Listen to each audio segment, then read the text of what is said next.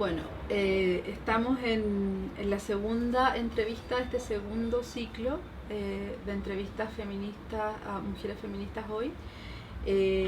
Estamos con una gran invitada. Es muy tarde contarles a las que nos están viendo. Hemos tenido una jornada muy intensa, ya vamos en el segundo día de la jornada de la primera escuela de la red con las amigas y en la casa. Y nuestra invitada maravillosa, Ruth Zurbriggen, se ha hecho un tiempo para acompañarnos hoy día a esta hora, muy tarde, pero estamos aquí porque queremos conocer más de ella, queremos compartir también el activismo que Ruth está haciendo en Argentina, específicamente en la ciudad de Neuquén. Ella es parte de una colectiva que se llama La Revuelta, y también es parte del grupo socorrista. Ella nos va a contar un poco más el origen y el vínculo de las socorristas y La Revuelta, pero contarles que Ruth es una activista feminista, ella se define como no heterosexual.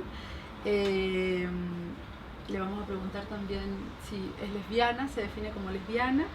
Y además Ruth es profesora primaria, tiene una vasta experiencia en docencia y la verdad es que nos complace mucho que hoy día nos esté acompañando porque también con ella estamos inaugurando, digamos, este segundo ciclo en donde hemos tenido dos invitadas que vienen de otros territorios.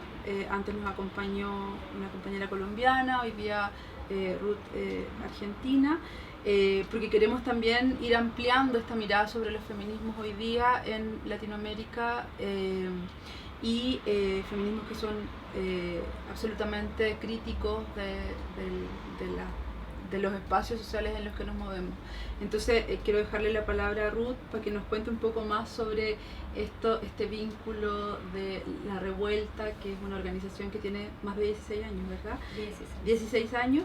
Y La Socorrista, que es una iniciativa un poco más reciente, pero que ha tenido un impacto súper fuerte, súper importante en la Argentina en relación a los acompañamientos de aborto y en la región. Y nosotras desde el sur, como vecinas, sentimos que hay una inspiración ahí bien fuerte para lo que está haciendo acá el feminismo abortero también en Chile. Bueno, te agradezco mucho la presentación. La Revuelta es una colectiva feminista de mujeres, actualmente de mujeres. En algún momento transitaron personas trans también por la colectiva, que surge en el país en el año 2001, un momento de Argentina de una crisis política muy importante, con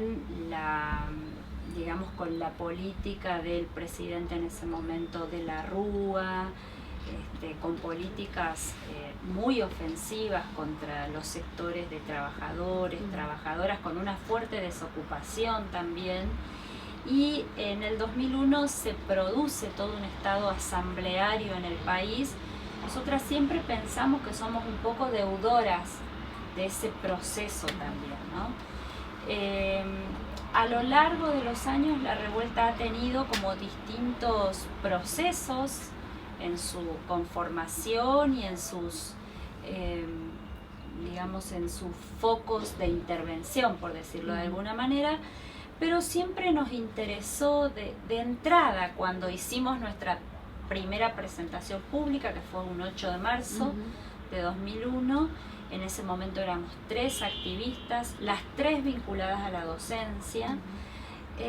Siempre nos interesó recuperar, por un lado, todo lo que tiene que ver con los saberes de las teorías feministas, con la producción de conocimientos, pero también con el activismo callejero, ¿no? Siempre nosotras decíamos, eran como, o fueron 2 pilares sobre los que pensamos se asentaba nuestra práctica y sobre eso nos movíamos. Un movimiento que de entrada fue visto como excesivamente radical, subversivo, exageradas, en la región donde nosotras nos movemos. Decir que en Argentina, por cómo se da la conformación política del país, está todo muy centralizado en Buenos Aires. Entonces, los procesos políticos de las colectivas en otras provincias, y en este caso en la Patagonia Norte del país, también están como mediados por otros contextos, ¿no? Situados, otros contextos económicos, culturales. Así que en ese territorio nosotras decidimos hacer política y con el pasar de los años y siendo parte de la campaña nacional que existe en el país, la campaña nacional por el derecho al aborto legal, seguro y gratuito, decidimos empezar a acompañar procesos de aborto de las mujeres. Es decir, no solamente reclamar al Estado una ley que despenalice y legalice la práctica como parte de ese movimiento más amplio que es la campaña, sino también pensar en la posibilidad de los acompañamientos a partir de lo que estábamos aprendiendo acerca de la medicación para abortar. También me parece a mí que hay que pensar que el movimiento feminista socorrista de la Argentina y de otros países de América Latina está vinculado a la posibilidad que nos da esta revolución tecnológica que es la medicación, ¿no? Porque entonces son las mujeres las que se pueden provocar sus abortos en sus casas, y lo que nosotras hacemos es darles la información para que esa información sea segura, cuidada, probada, y acompañarlas durante el proceso del aborto. Esto surge, la revuelta empieza a acompañar procesos de aborto hacia fines del 2010 aproximadamente, y después yo creo que es una especie de impronta vinculada a la pedagogía que tenemos en la colectiva, si bien no todas las compañeras son docentes, pero hay algo que es el interés por contagiar lo que nosotras sentimos que nos hace bien, el deseo de contagiar eso, ¿no? Entonces, poner a disposición esto que nosotras estábamos haciendo en Neuquén, de otras compañeras, de otras provincias, de otras colectivas, y decir, lo estamos haciendo, se puede, vale la pena, es otra vinculación con el aborto, y así empezar a contagiar la posibilidad de conformar lo que hoy tenemos en Argentina como Socorristas en Red, Feministas que Abortamos,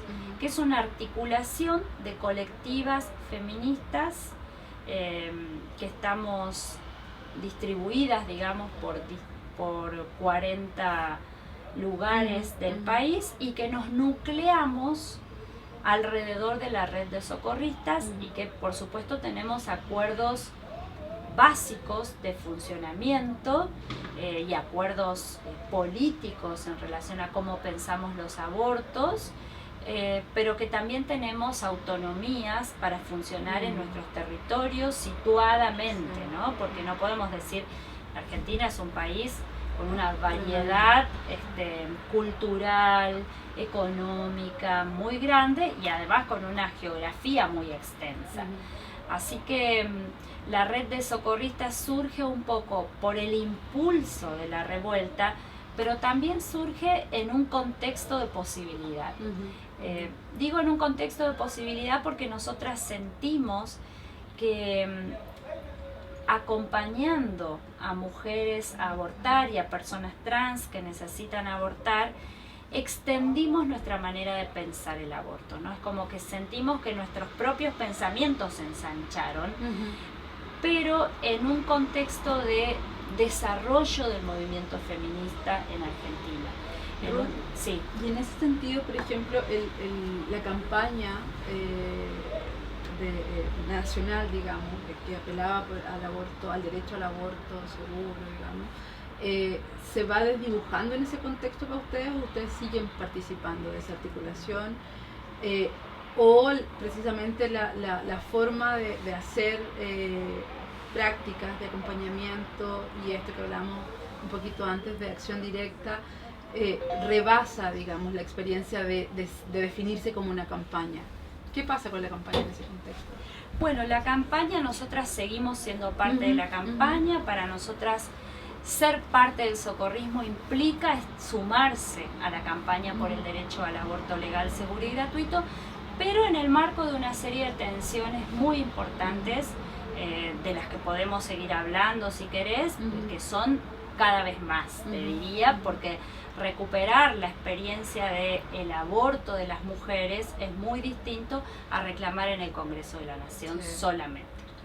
A mí lo que me parece que una de las cosas que provoca este movimiento es como poner en acto concreto algunas de las categorías que planteamos desde las teorías feministas, ¿no?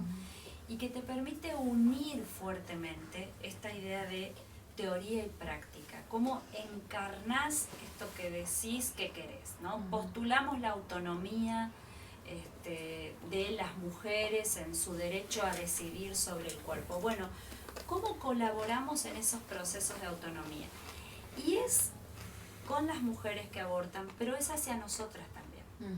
Porque yo estoy convencida de que estos grupos que nos dedicamos a acompañar, que evidentemente excede al socorrismo, que excede las fronteras de Argentina, ¿no? Todo lo que estamos viendo acerca de otras colectivas en América Latina que generan procesos similares y que además son procesos que se engarzan en otros procesos anteriores. Hay que poder mirar estas prácticas de acompañamiento también construidas genealógicamente, porque no venimos del vacío social, ¿no? El feminismo tampoco, las activistas feministas tampoco. Entonces vuelvo, para mí nos potencia a nosotras como seres humanas también las prácticas de acompañamiento, ¿no? Nos potencia en relación a que colectivizamos y politizamos los abortos, nos potencia en relación a la posibilidad de construcción de redes, nos desafía a pensar cómo construir este ideario de horizontalidad en las redes que creo que es un ideal, pero que es muy difícil después en la práctica política concreta llegar a generar esas prácticas horizontales, porque otra vez no estamos en el vacío, somos parte de constructos sociales, de discursos políticos, de prácticas políticas que nos rodean. Entonces creo que lo interesante de todo esto es si estamos dispuestas a ponernos bajo sospecha todo el tiempo, de poner bajo sospecha nuestros propios prejuicios, que también los tenemos porque hemos sido criadas, formadas, porque encarnamos también esas hegemonías que traspasan en todo caso corporalidades, sexualidades, clases sociales, edades. Entonces me parece que lo interesante es que esa otra a la que acompañás, que insisto, siempre es una otra, te devuelve cosas para pensar tu propia existencia. En ese sentido creo que ensancha nuestras posibilidades de existencia, nuestras humanidades, el tema de las emociones, ¿no? Cómo se juntan emociones que a veces son de mucha alegría y otras veces son de dolor, de angustia con la otra. Me parece que todo eso está ahí latente, puesto ahí, y no sabemos muy bien cómo definirlo, pero existe. El movimiento socorrista nos propone, me parece a mí, también vincularnos de otra manera con nuestras propias emociones. Así que en ese sentido yo rescato muchísimo que es, por eso digo, es ese feminismo del cuerpo a cuerpo, ¿no? Ayer hablabas de algo que era súper interesante y que tenía que ver con esto del acuerparse, que sería interesante que nos hablaras un poco más de eso, porque también eso tiene que ver un poco con esto de vivir, de incorporar de alguna manera estas emociones que nos devuelven. O sea, por ejemplo, compartir la sensación de libertad frente a un aborto, no sé, en un momento dado, y también esta sensación, hablando de los imaginarios, de pasar de la práctica de un aborto, por ejemplo, en un hospital, digamos que estaba totalmente controlado por esa institución, a un aborto practicado en la libertad y en la seguridad de tu casa y con personas con las que para ti también está bien estar. Exacto. ¿Cierto? Y aunque a veces esa libertad es relativa también, ¿no? Porque me parece que hay que animarse a pensar cómo también estos conceptos, estos términos, siempre son relativos en relación a un contexto donde esa mujer y donde nosotras nos movemos y activamos. Lo que para una es libertad, quizás para otra, en otra situación, no es libertad. O sea, me parece que, insisto, poner bajo sospecha lo que pensamos, volver a mirar, disputar saberes a la medicina, ¿no? A la medicina que se cree dueña de nuestros cuerpos, que nos dice todo el tiempo si nos puede doler o no nos puede doler, qué nos pasa, qué no nos pasa. Es decir, nosotras estamos recuperando esos saberes que vamos, por un lado recuperamos, pero por otro lado reconstruimos todo el tiempo. Entonces, me parece que todo eso te posibilita esta práctica, que es una práctica difícil, compleja, que es una práctica donde todos los días hay que estar disponible para cuidar a otras, ¿no? Porque el cuidado hacia las otras también exige como de un grado de disponibilidad para eso, porque es eso, hay que estar disponible. Y entonces esta cuestión también de las afectaciones corporales que hay alrededor de eso y cómo podemos pensar con todo eso, ¿no? O sea, qué pensamiento generamos a partir de lo que estamos haciendo. Estamos haciendo política cotidianamente, estamos poniendo en acto las consignas de los feminismos radicales de los 70, de lo personal es político, más en acto imposible. Estamos volviendo a pensar nuestros propios abortos, los que nos hicimos y los que no nos hicimos, ¿no? Entonces me parece que es como un cúmulo de cosas con las que estamos lidiando, si se quiere, pero estamos lidiando, me parece a mí, para volvernos mejores personas, porque estoy convencida de que nos devuelve una humanidad que necesitamos recuperar en un mundo cada vez más violento, recuperar la humanidad del encuentro con esas otras a las que no conoces y quizás se van del encuentro y te das un abrazo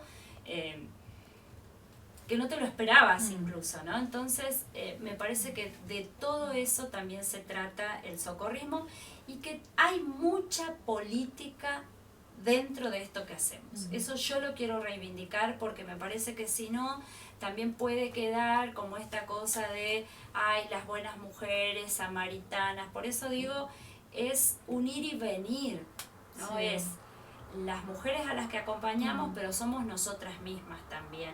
Entonces, en ese ir y venir, me parece que hay una potencia muy, muy alta, muy, muy grande, y que el desafío es como aprovechar toda esa potencia. A mí me parece interesante cuando tú dices esto de que hay mucha política en lo que hacemos, pero también hay mucha ética.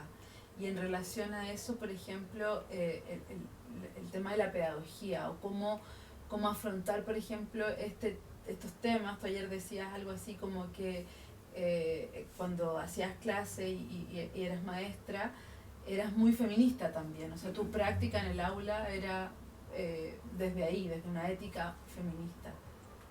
Es que si hay algo que nos enseña el feminismo, ¿no? Y a lo que nos empuja el feminismo, es a que no podés mirar la vida, por un lado lo que te pasa en la institución, por otro lado lo que te pasa en tu casa, por otro lado lo que te pasa en el sindicato. Hay cosas que no soportás más cuando activas en el feminismo, cuando podés mirar con estos lentes la vida y la sociedad. Entonces, como no la soportás más, tenés que poder moverte con eso, a veces lidiar, pero lidiar para bien. Hay siempre algo que es del orden de el dolor también. Hay algo de dolor, porque desaprender implica siempre un proceso doloroso. Y el feminismo te te obliga a desaprender un montón de cosas. Pero creo que, y ahí sí tomo algunos pedagogos a los que me gusta seguir, como es Carlos Escliar, que él habla de lo que vale la pena, ¿no? Valer la pena, pero la pena en el sentido de que esta pena vale que la atraviese porque... Bueno, Ruth, vamos a pasar a la tercera parte de esta entrevista, que como te explicaba en un inicio, tiene como propósito que tú nos ayudes a construir este glosario feminista que hemos estado ya construyendo con las otras entrevistadas que vinieron antes. Entonces, para eso te vamos a proponer algunos conceptos, ¿ya? Y el primero de ellos es aborto feminista. ¿Qué nos puedes decir de cómo lo definirías? Bueno, qué desafío, ¿no? Pensar qué es el aborto feminista. Creo que, por un lado, pienso que es una construcción, fundamentalmente que tenemos que estar dispuestas a seguir pensando este concepto todo el tiempo, porque lo peor que nos puede pasar es volvernos estáticas y hacer de esta práctica una práctica ritualizada. Entonces, cuando pienso el aborto feminista, pienso en un aborto cuidado, en un aborto que tiene una gran ingeniería mujeril, como me gusta decir a mí, por todas estas cosas que vamos pensando. Pienso en un aborto que contribuye a la autonomía de las mujeres, un aborto que es libre, que no depende de la decisión del Estado, sino fundamentalmente de lo que la mujer necesita para este momento de su vida, donde la protagonista es la mujer. Eso me parece que también es otra cosa muy importante del aborto feminista, pero donde nuestro rol también es muy importante. Son protagonistas ellas, pero nosotras tenemos que tener en ese momento o en el momento que la mujer nos necesita la palabra justa, estar al pie de la teta, como dice un director de teatro de Argentina que hizo una obra de teatro vinculada al socorrismo, ¿no? Estar al pie ahí para responder a esas necesidades de esa mujer sin pretender maternar a esa mujer, ¿no? Por eso me parece muy importante esto de el protagonismo de quienes abortan.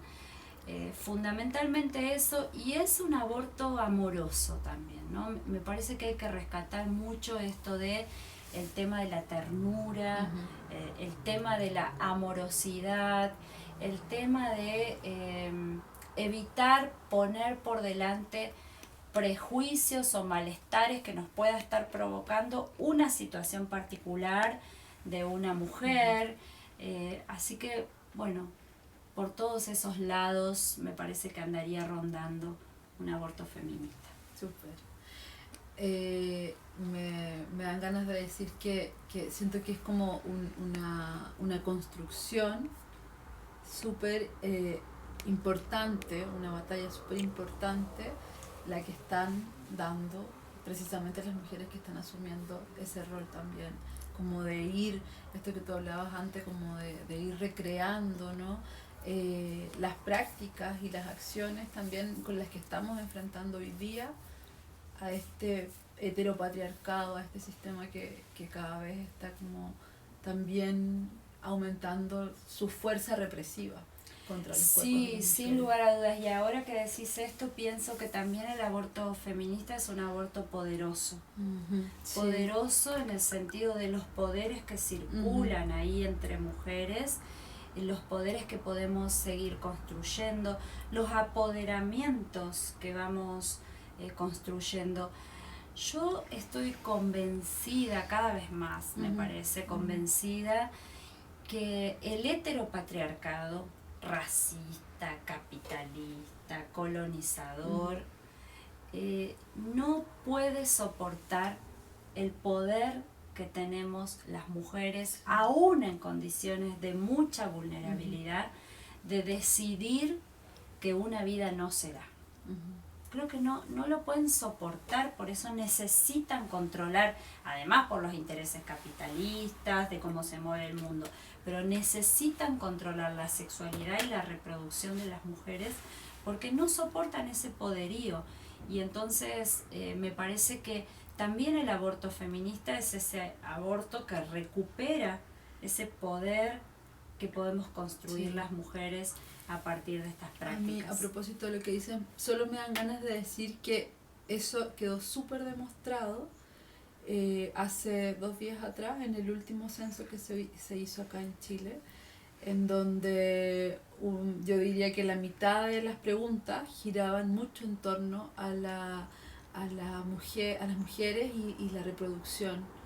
Y fue bastante burdo y violento ver cómo el Estado se articula también para ejercer ese control sobre el cuerpo de las mujeres. Pero lo que a mí me parece ahí es que el Estado también, por supuesto que hay control y hay poderío del Estado, ¿no? Pero que también supone que controla todo, ¿no? Y estas prácticas por abajo, estas prácticas del de boca en boca, estas prácticas de mi amiga me acompañó y entonces ahora vengo a acompañarla a ella, creo que esas prácticas hablan de ese otro poderío micropolítico, pero que para mí es profundamente revolucionario, profundamente revolucionario. Porque cambia un estado de cosas en este aquí y ahora.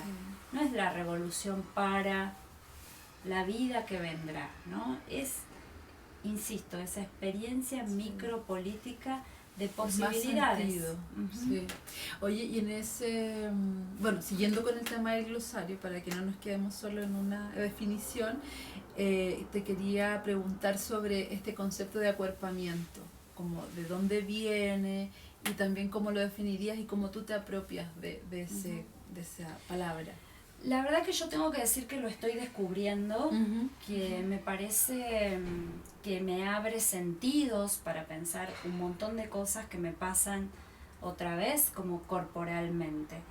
Es un concepto que se lo debemos o que lo vengo leyendo de Lorena Cabnals, que es una feminista comunitaria, así se reivindica, y ella habla del acuerpamiento como esta indignación individual de algo que me pasa en mi cuerpo o en el cuerpo de los otros o de las otras, pero que podemos hacer de esa indignación algo colectivo, politizar ese dolor, esa rabia, y que podemos resistir, ella habla del término resistir a determinadas opresiones con alegría y sin perder la indignación, ¿no? Que me parece que eso también está presente en esto que vamos haciendo.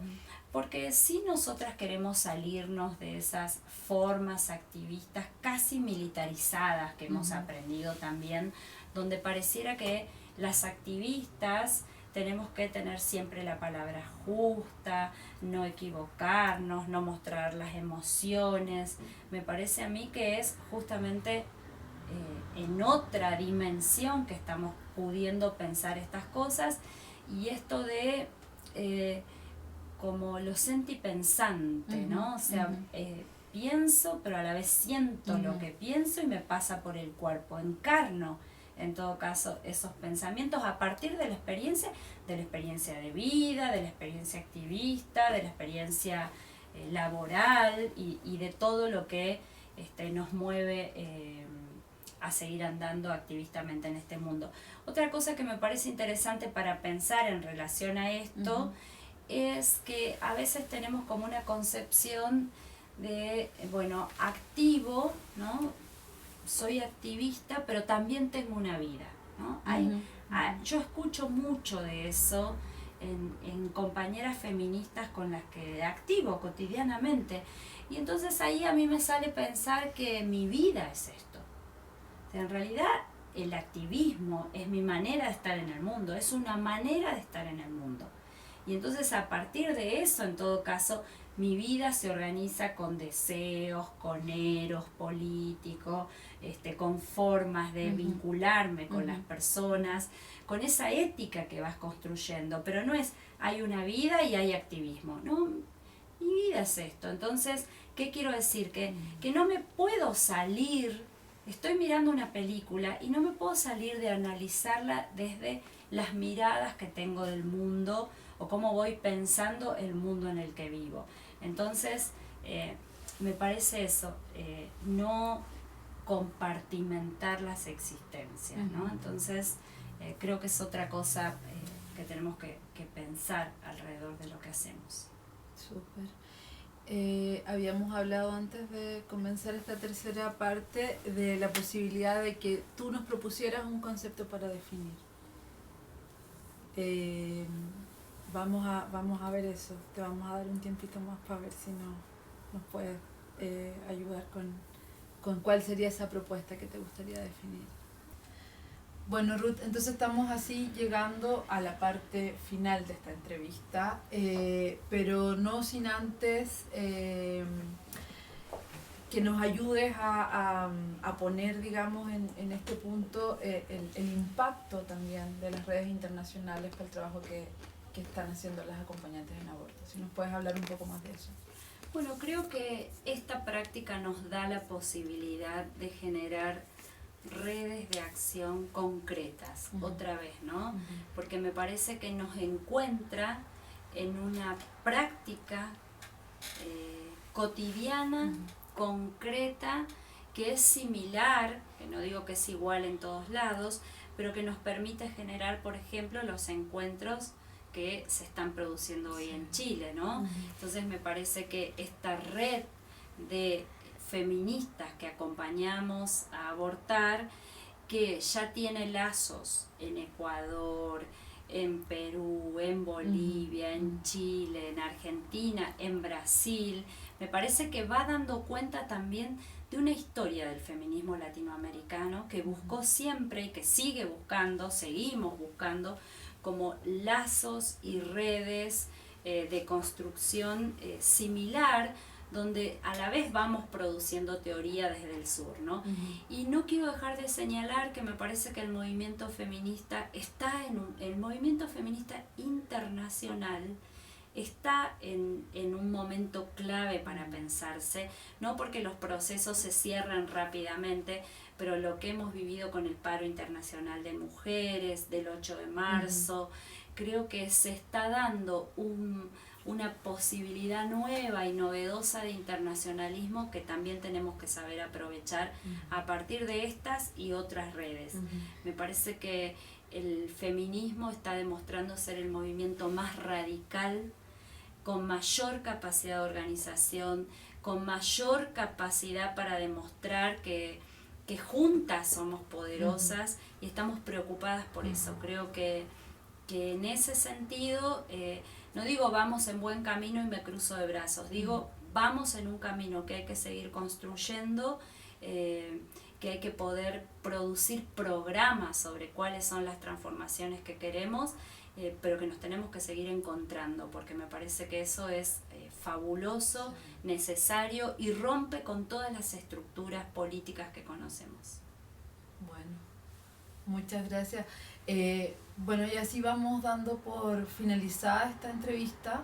Te queremos agradecer, Ruth, de verdad, el tiempo, la paciencia y agarrándome un poco de lo último que tú decías también, de que finalmente ya no sea tan difícil encontrarnos. Parece que cada día es más fácil y es lo que tenemos que seguir haciendo, como generando estos espacios de encuentro, de intercambio y de reflexión entre nosotras, de ver nuestras acciones también, nuestras prácticas y aprender. Y así vamos entonces cerrando esta entrevista. Muchas gracias. No, por favor. Muchas gracias a ustedes. de verdad. No, muchas gracias a ustedes. Un beso. Un beso.